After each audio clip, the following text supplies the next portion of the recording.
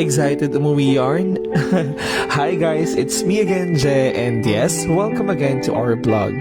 It's been a while, diba? Medyo matagal kasi akong hindi nakapag-upload, nabisi tayo sa Pilipinas, and pagbalik ko rito sa Happy Isles, diretso trabaho na agad. But in this video, papakita nga natin ang ilan sa mga highlights ng aking recent vacation sa Pinas. Yes. For those who don't know, medyo challenging po ang life ng person kasi dalawa po ang ating trabaho.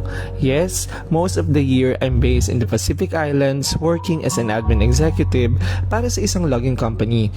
But whenever I'm back in the Philippines, I become who I've always dreamed of being, a fashion designer.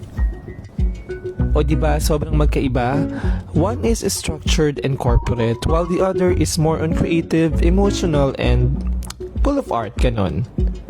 Mas marami tayong trabaho ngayon kasi medyo mas marami rin tayong travels, so automatic yon. And bukod sa mga overseas clients natin at mga tao na kailangan nating tutukan, meron tayong kailangan tapusin na collection para sa panibagong launching.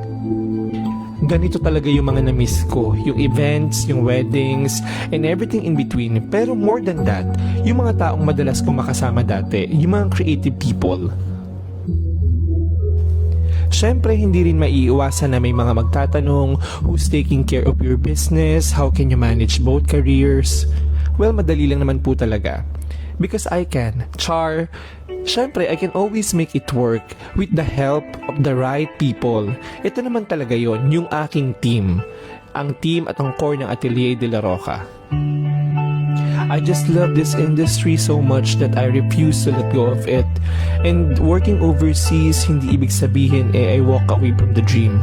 It's actually me protecting it. Ang pinakamalaking lesson siguro is yung resiliency. Yung may mga bagay ka pala na kaya mong gawin para sa pangarap mo na akala mo dati hindi mo magagawa.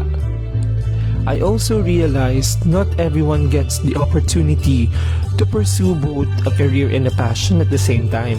Some people nga, they have to choose. Some people have to let go of one dream. Well, I'm just incredibly grateful that somehow life has allowed me to keep both.